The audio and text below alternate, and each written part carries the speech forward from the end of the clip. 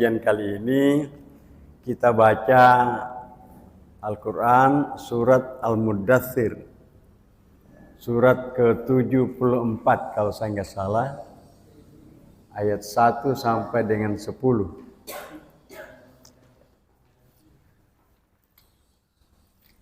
Surat Al-Muddathir ini awal-awalnya itu merupakan bekal da'i, bekal kepada Nabiullah Muhammad sallallahu alaihi wasallam untuk menyampaikan kepada masyarakat, untuk menyampaikan kepada umat.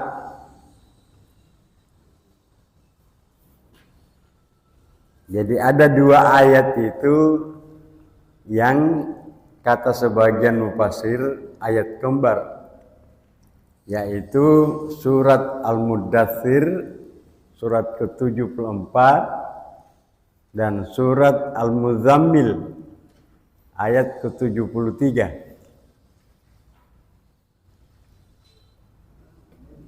Dalam penjelasan singkatnya, surat Al-Muzammil itu adalah syarat intern yang wajib dimiliki oleh setiap dai, termasuk mubalik Persyarikatan Muhammadiyah.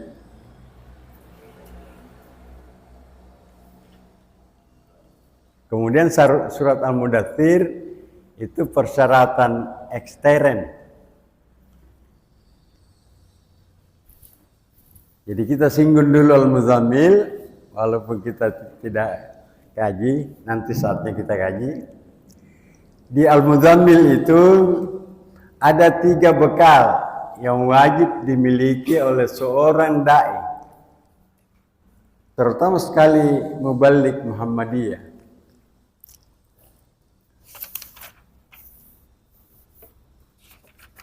Ya. Ayatnya berbunyi, A'udzubillahi minasyaitonir rajim. Bismillahirrahmanirrahim. Ya ayyuhal muzammil.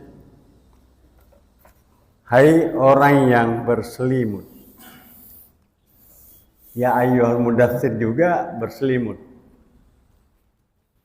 Kata zammiluni, dathirni, itu selimutilah aku. Qumil laila illa qalila. Bangunlah pada malam hari kecuali sedikit. Itu di Al-Muzammil. Itu sebabnya pada awal-awal Nabi dan para sahabatnya itu salat sepanjang malam.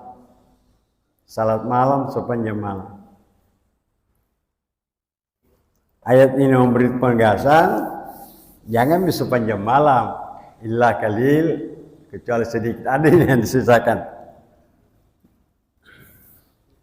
Nisbahu awin kus minhu qalila, separuh atau kurang sedikit. Jadi separuh malam saja salatnya, jangan di sepanjang malam. Kira-kira gitu. Auzid alaihi warattil Quran tartila, atau tambah dari separuh, jadi separuh lebih. Warattilil Quran tartila, dan bacalah Al-Quran dengan tartil. Tartil itu makna dasarnya dengan jelas, hurufnya bacanya jelas, tempat pertama mulainya jelas, tempat berhentinya jelas. Kalau sekarang istilahnya tajwidnya jelas. Terutama sekali yang akan imam, harus jelas bacaannya, Pak. Ya. Huruf-hurufnya, persambungannya, dan seterusnya.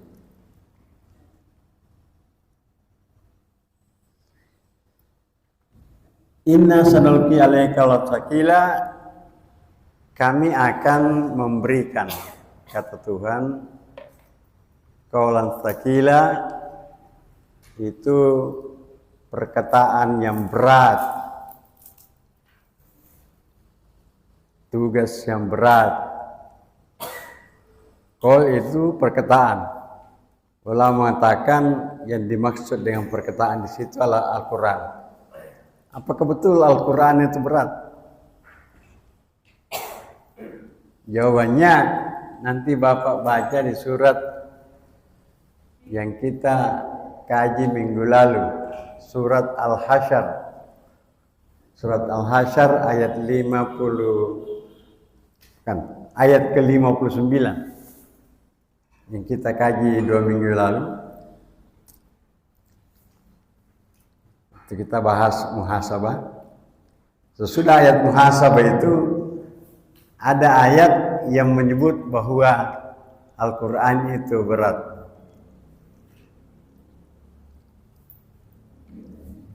Pak pimpinan cabang biasa gunakan ayat ini untuk baca di subuh hari. Ya ayyuhalladzina amanu taqullaha wa tanzur nafsun ma qaddamat ligad wattaqullaha innallaha khabirun bima ta'malun. Wala takunu kalladzina nasallaha fantahum anfusahum ulaika humul fasiqun. Sesudah itu ayatnya itu. Coba dibaca ayatnya. Ada yang hafal?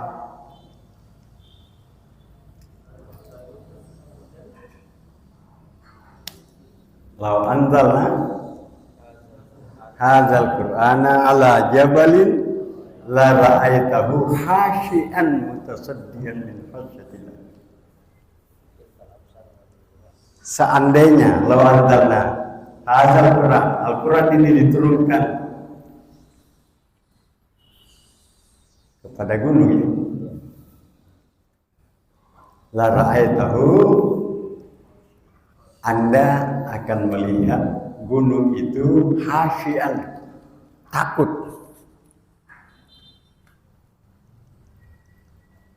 mutasaddian, terpecah belah, min khasyatillah, karena takutnya kepada Tuhan. Jadi itu sebabnya Al-Quran itu berat, Pak. Hanya karena terkadang kita tidak yakini. Dan karena itu kalau ada yang salah, itu berat sekali. Ada dua, di dalam 10 tahun terakhir ini ada 2 kali upaya mengubah Al-Quran. Dua-duanya didapatkan dalam waktu segera. Bukan hero, Pak, sudah dicetak.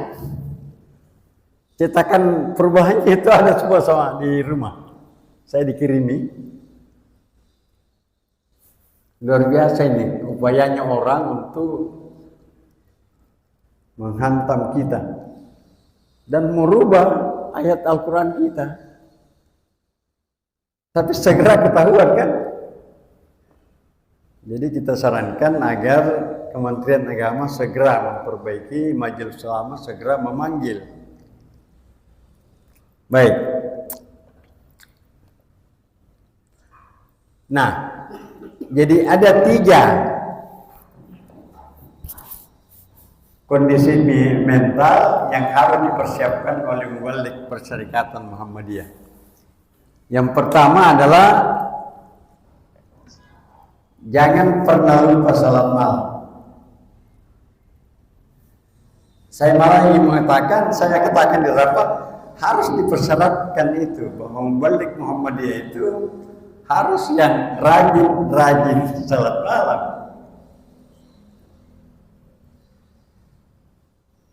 Karena salat malam itu, Pak, sebetulnya wajib.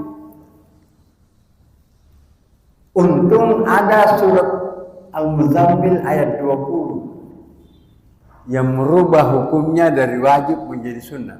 Nanti Bapak baca di rumah. Surat Al-Muzammil ini ayat 20 itu, Pak. Itu karena ada 3 alasan sehingga Tuhan merubah hukumnya dari wajib menjadi sunnah.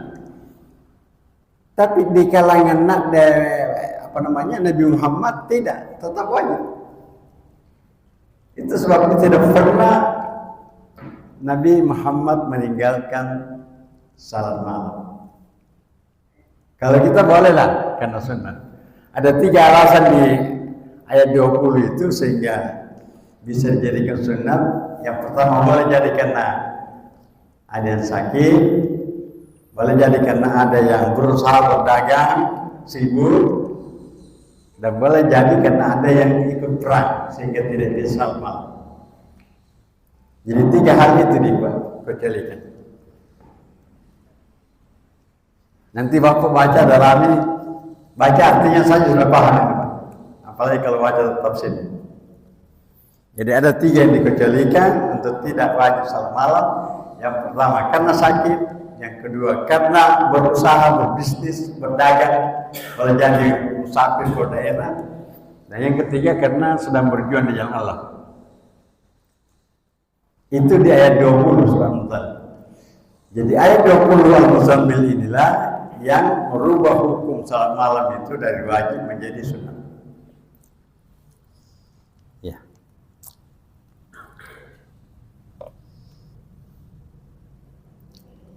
Kan memang perintahnya wajib Pak ini. Pakai fil amri. Ya ayyuhal muzammil qumil lail. Kum itu kata perintah. Akar katanya kawama menjadi kama yakumukum. Berdirilah, bangkitlah untuk salat malam. Baik. Jadi salat malamnya itu nanti sesudah tidur. Harus sesudah tidur, Pak. Ya. Baik. Jadi yang kedua, yang pertama salat malam, yang kedua bekal internalnya adalah baca Quran. Jadi mubalik Muhammadiyah itu wajib hukumnya baca Quran. Tahu baca Quran. Bahkan bagus kalau hafal. Khususnya ayat-ayat yang akan khutbahkan, bicarakan. Nah, ada syaratnya di sini. Baca Qurannya kapan? Tidak di siang hari, Pak, itu di malam hari. Ketika baru salat malam itu.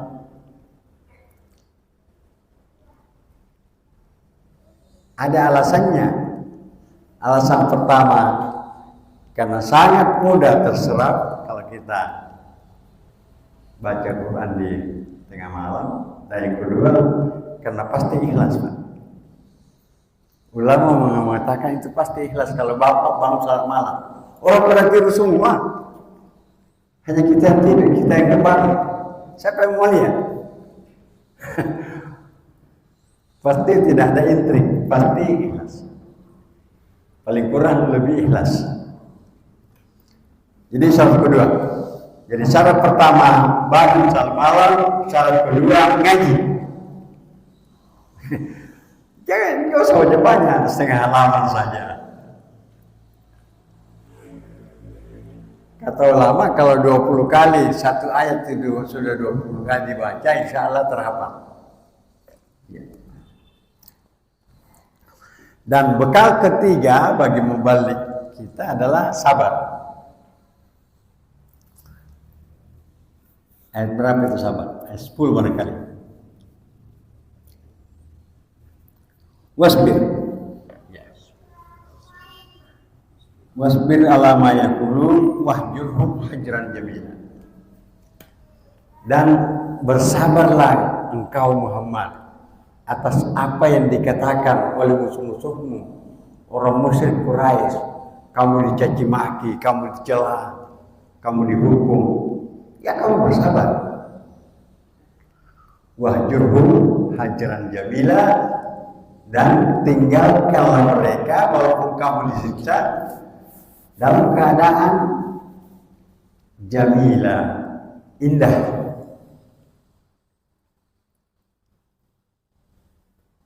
Itu kira begitu, Pak. Jadi biar kita dicaci maki, kita tetap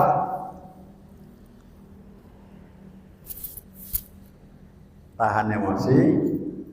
Dan kita harus meninggalkan mereka dalam keadaan jamilah, baik. Jadi 3. Sabar seperti yang saya sudah jelaskan yang 3 minggu lalu.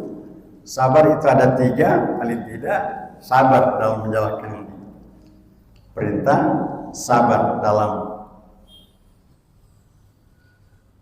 menghindari, menjauhi larangan, dan sabar dalam menghadapi musibah. Itu 3 besar. Kalau diperinci di kitab Tazkiyatun Nafs itu ada 6. Jadi tapi 3 saja dulu. Sabar itu 3, sabar dalam melaksanakan perintah.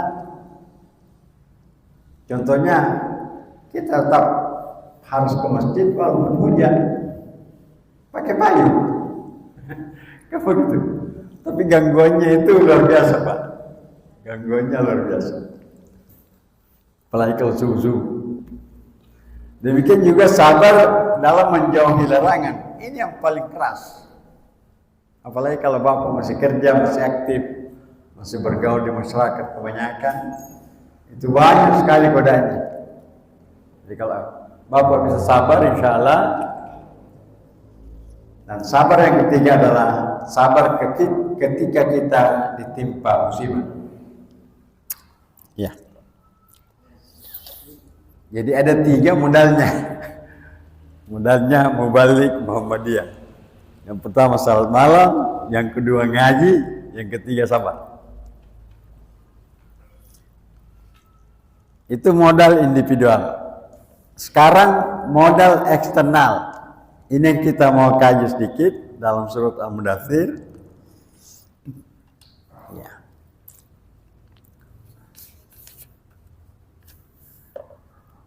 Auzubillah. Bismillah. Ya ayyuhal mudaththir. Hai orang yang berselimut. Itu arti letterletnya. Nanti kalau arti tasawufnya, hai orang yang sedang memakai pakaian kenabian.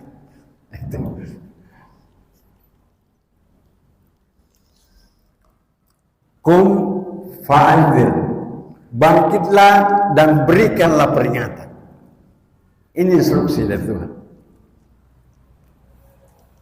Wahai Nabi Muhammad, bangkitlah dan beri peringatan. Fa'anzir itu perintah untuk memberikan dakwah kepada masyarakat umum. Berikan peringatan. Fa'anzir biasanya artinya adalah memberi nasihat yang mengandung resiko. Kalau nasihat itu tidak dijalankan, itu akan ada siksaan. Itu artinya fa'anzir. Tapi arti dasarnya berilah peringatan, berdakwalah. Kira-kira begitu. Itulah sebabnya Pak, tidak semua kita diperintahkan untuk berdakwah. Hanya orang yang bersyarat. Makanya di ayatnya wal takun minkum ummatun yad'una ilal khair. Wal takun minkum. Min di situ adalah litafid, sebahagian. Hendaklah ada di antara kalian, sebahagian di antara kalian, yad'una ilal khair, berdakwah kepada kebaikan. Jadi tidak semua. Malah Ibnu Qayyim Al-Jauziyah mempersyaratkan tidak boleh itu berdakwah yang isi dakwahnya itu bertentangan dengan perilakunya sehari-hari. Nanti kalau bawa baca bukunya Ibnu Qayyim Al-Jauziyah Madarijus Salikin, itu keras di situ beliau. Ya, kata guru saya dulu, Pak Kiai Haji Sukri Limpo, lima takulu namala tafalu. Bukan tidak boleh kita bahkan itu apa yang kita tidak perbuat. Kita perbuat dulu baru kita dakwakan. Itu keras sekali dari situ.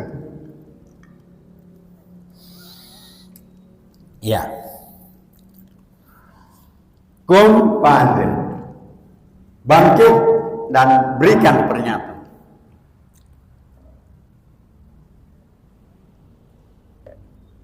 Kiai Jabar Nasiri, guru saya almarhum, mantan pemimpin pesantren kita, dia mengartikan begini ya Pak, sama tafsirannya dengan Pak Magadi. Kum itu berasal dari kata qama. Jadi hendaknya pemimpin itu orang yang bisa berdiri dan memberikan peringatan. Ya tidak boleh jadi pemimpin kalau tidak bisa berdiri Pak. Diartikan berdiri secara fisik. Almarhum dua-duanya. Fathul Mu'in dan Megading memberikan pengajian di Masjid Tamiru. Keras dia. Ya. Jadi tidak boleh jadi pemimpin itu kalau orang cacat. Itu dia. Keras. Itulah sebabnya katanya Umar bin Khattab ketika jadi khalifah itu kalau tidur siang, terpaksa tidur siang, dia tidak tidur di ranjang Pak, dia tidak tidur di tempat tidurnya, tetapi tidur di berandanya. Dan dia jelaskan kenapa tidur di berandanya itu Umar, agar kalau ada tamunya yang mau menghadap khalifah, dari jauh dia sudah dengar suara kaki kudanya. Jadi tidak perlu dikasih bangun. Cari belenggi nalangir nih. Sarah bangkin jaran nih. Ya. Jadi dia sudah bangun. Itu makna pada kata-kata kum itu. Jadi tidak boleh itu pimpinan, bahkan khalifah terlalu sulit ditemui, dia bilang. Sekarang ini eselon bawah saja Pak, itu sudah sangat sulit ditemui. Saya waktu jadi rektor itu 3 ruangan saya Pak. Jadi ruang tamu di luar sekali, tamu umum. Dalamnya itu ruang tamu khusus. Dalamnya itu baru kantor saya. Jadi 3 pintu masuk untuk bertemu dengan saya. Bukan karena keinginan kita, itu diatur seperti itu. Sudah begitu ada satpamnya, ada ajudannya, ya Allah ya Rabbi. Terkadang saya pura-pura keluar, jangan-jangan ada tamu di luar yang ingin jumpa dengan saya, nggak bisa masuk. Dan ternyata sering banyak Pak. Sering banyak. Jadi intinya ini tidak boleh seorang pimpinan itu, sekali pimpinan puncak Pak, sulit ditemui oleh rakyatnya yang mau mengadukan masalah ke dia. Itu. Kumpandir. Jadi tugas pertama dari dai Muhammadiyah adalah tegak berdiri dan berikan peringatan. Itu tugas pertama.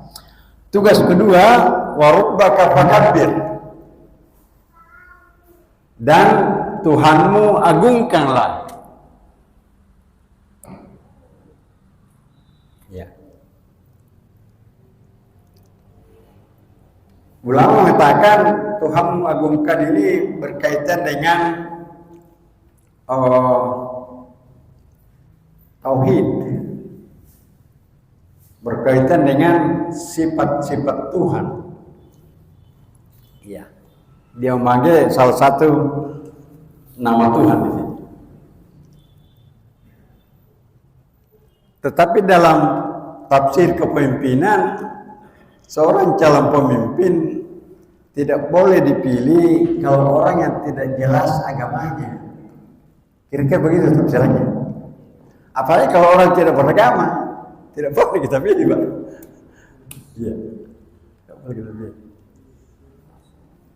Ya. Kita tidak singgung pemilu Pak ya. Tapi kalau ada yang mau menghubungkan silakan.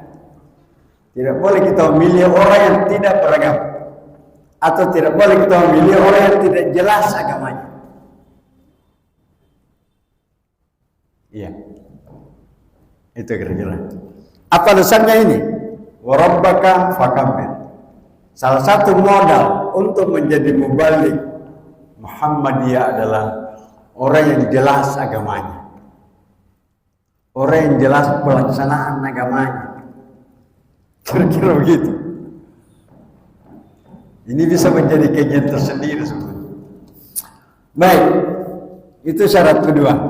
Syarat ketiga, wa thiyabaka fatahhir.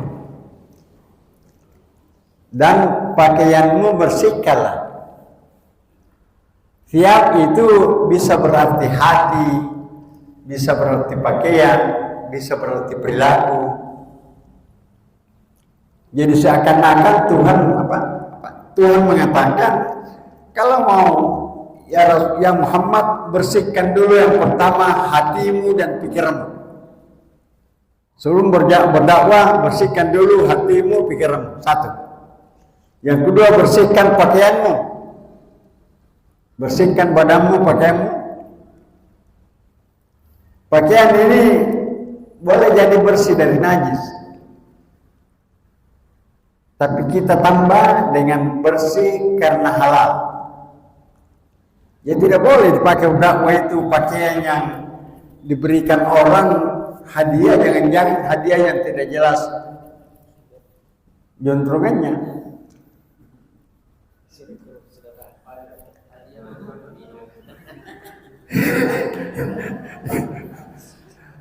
Mohon jangan tanya tersinggung bakal saya menyuruh hadiah kan. Terkadang banyak sekarang masuk hadiah. Ya. Jadi kalau hadiah diberikan kepada kita, jangan kita tolak. Tapi kalau terasa tidak wajar, teruskan kepada orang lain. Teruskan kepada orang lain. Banyak tetangga kita butuh. Ya. Jadi 3 kesucian yang diajarkan Islam. Yang pertama hati dan pikiran, yang kedua badan dan pakaian, dan yang ketiga kebersihan perilaku, kebersihan akhlak.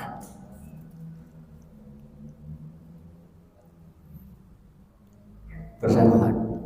Ya.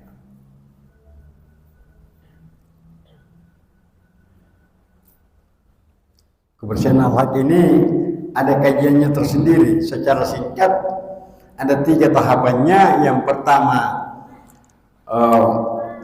tahap pertama kita harus membersihkan diri, itu namanya takhalli. Takhalli itu mengosongkan jiwa, mengosongkan hati dari perilaku-perilaku kotor.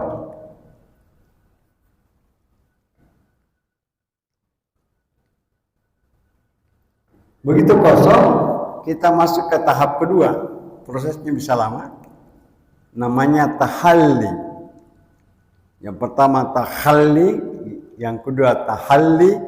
Tahalli itu mengisi dengan perbuatan yang baik. Yang pertama kita kosongkan dari kotoran, yang kedua kita isi dengan yang baik-baik, yang ketiga namanya tajalli. Tajalli itu kita sudah berdempet dengan akhlak Tuhan. Tapi ini di tasawuf ya, dipelajari, ya, ada seksinya tersendiri. Tapi itu proses. Nah, di tajalli inilah terkadang ada orang yang keliru, terutama sekali yang salah cara belajarnya. Seolah-olah dia sudah menyatu dengan Tuhan, dan karenanya sering tingkat tertingginya dia bilang, nggak usah lagi saya salat. Untuk apa saya salat? Kepada siapa saya mau salat? Kan begitu. Itu jadinya bisa kafir itu. Ya. Jadi intinya singkirkan sikap kotor, isi dengan sikap yang baik, dan peliharalah sifat-sifat akhlak-akhlak terpuji. Kira-kira begitu. Baik. Syarat keempat, warrujsa fahjur. Dan perbuatan dosa, terutama sekali perbuatan syirik, fajur tinggalkan. Jadi tidak boleh ada mubalik Muhammadiyah itu yang masih syirik, Pak. Tidak boleh. Yang masih percaya tahayul nggak bisa, Pak. Yang masih percaya khurafat itu nggak bisa. Jangan dia pakai cincin, ini kalau ini bercincin saya ini, pokoknya bisa memenangkan hati. Nggak bisa itu. Nggak ada kekuatan selain kekuatan yang diberikan oleh Tuhan. Itu namanya khurafat. Oke. Jadi kita hindari, Pak ya. Wala tamnun tastakthir. Dan jangan memberi karena mengharapkan imbalan yang lebih besar, yang lebih banyak. Kalau pegawai Kementerian Agama itu motonya adalah ikhlas beramal. Ikhlas beramal. Ya. Apa ikhlas beramal itu tidak perlu gaji? Ya perlu. Dari mana hidup kalau nggak ada gaji? Tetap harus ada imbalan. Imbalan dalam Islam itu namanya ujrah, ajrun, gaji atau imbalan. Dalam agama namanya pahala. Jadi tetap harus ada ibadah, asal ada kerjanya. Di sini muncul teori keringat dalam Islam itu. Jangan ambil hasil kalau Anda nggak berkeringat.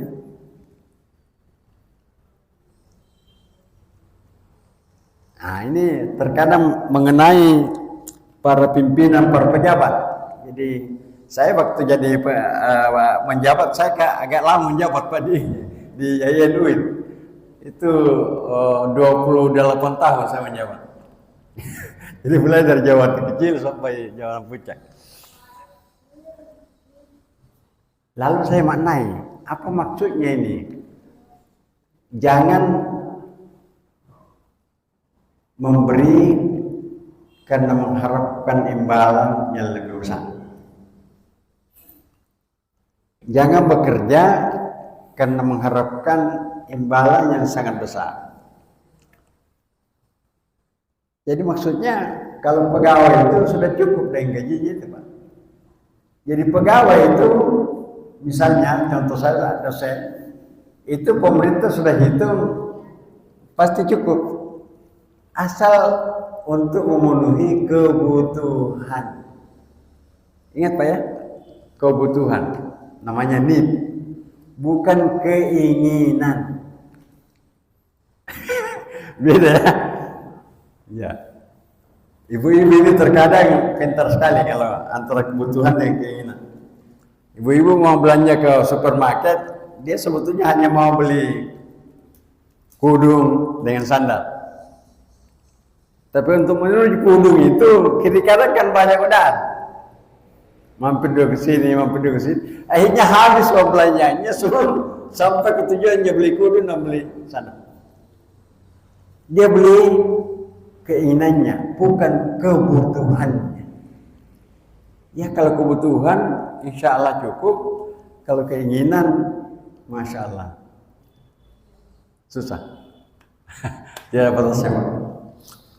Ya.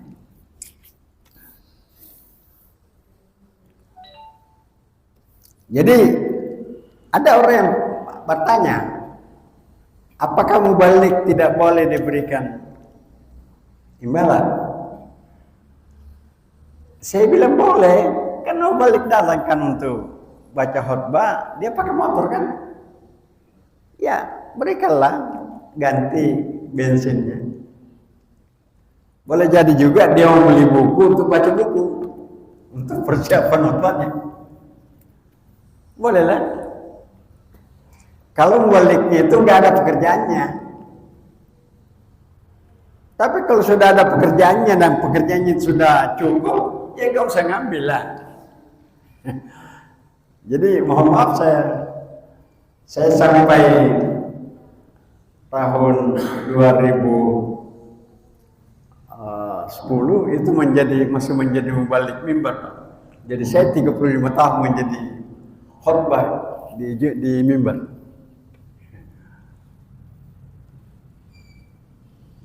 Dan selama itu saya ngambil amplopnya.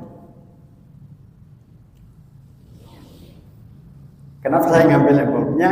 Karena saya pernah tanya ikhlas ke Pak Kisnusi, Ustaz, apakah kalau kita baca khutbah lalu apa kalau kita ceramah lalu diberikan amplop, apa kita harus nolak? Dia bilang alasannya menolak. Saya bilang ada yang mengajarkan jangan sampai kita nggak ikhlas, jangan sampai kalau kita sudah dapat di sini nggak dapat lagi di sana.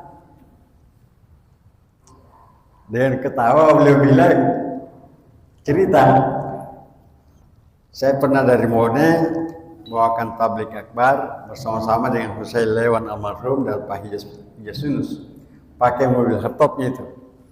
Begitu pulang penuh oleh-oleh di belakang mobilnya itu. Sudah ada bukang itu kepiting Pak. Sudah ada kacang dari Bone, ada gula merah, khas Bone semuanya. Ada baka, penuh.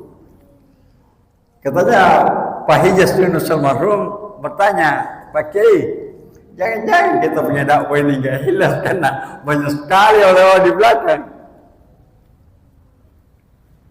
Pak Kiai dengan senyum menjawab, malah tambah banyak Pak, tambah ikhlas. Malah tambah banyak tambah ikhlas.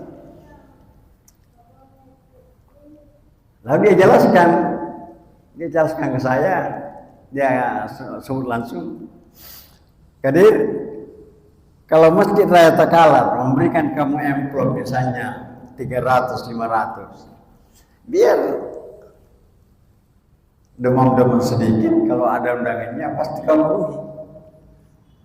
Tapi kalau orang yang masjidnya hanya 25.000, itu biar kalau sudah demam-demam sedikit, Anda sama saya demam Pak panitia. Itu kenyataan. Itu kenyataan. Itu kenyataan. Itu kenyataan. Tetapi ketika saya sudah menduduki jabatan di UIN, IAIN UIN, itu tidak pernah lagi saya ambil amplopnya. Kalau saya ambil amplopnya, saya tidak bawa ke rumah, saya langsung serahkan kepada jemaah.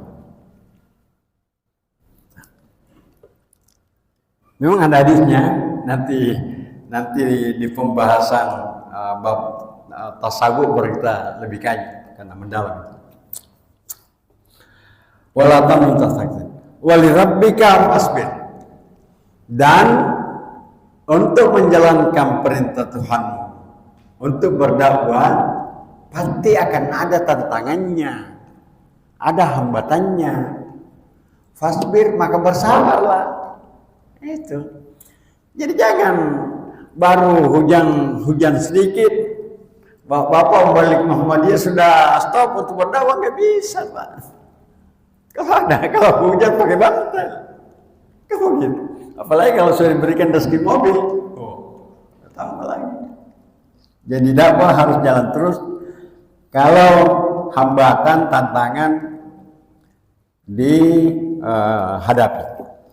Saya kira itu 6 syarat lahir dari Mubalik Persyarikatan Muhammadiyah dan 3 syarat batinnya tadi. Kita ulangi syarat batinnya itu salat malam, ngaji di malam hari. Kenapa saya tekankan di malam hari, Pak? Karena kalau kita ngaji itu gampang sekali masuk kalau malam hari. Gampang sekali masuk. Dan yang ketiga, sabar. Jadi sabar di 2 surat ini itu ditekankan. Ya. Sabar untuk menjadi sikap atau sifat mubalik Muhammadiyah. Itu yang pertama. Di ayat surat Al-Mudaththir ini sabar terhadap tantangan yang dihadapi dalam berdakwah. Puncak kesabarannya Nabi ketika dia dilempar batu berdarah-darah, datang malaikat, "Hei Muhammad." Kira-kira bahasa sekarangnya, kalau kau ngomong, saya bisa angkat di bukit, saya jatuhkan di penduduk ini habis. Enggak, bukan itu yang saya minta, kata Nabi. Saya ingin agar Tuhan memberikan petunjuk agar dia bisa berubah. Bahkan di riwayat lain dikatakan kalau tidak ayahnya, siapa tahu anaknya yang bisa mengikuti petunjuk agama Islam. Itulah bangsa Yaman sekarang, Pak, yang sudah sangat maju, sangat makmur, menjadi pembela Islam terutama. Yang dahulunya melempari batu dengan Nabi kan begitu. Oke, saya kira itu. Mudah-mudahan kita bisa mengambil hikmah. Kalau ada yang mau dipertanyakan, silakan.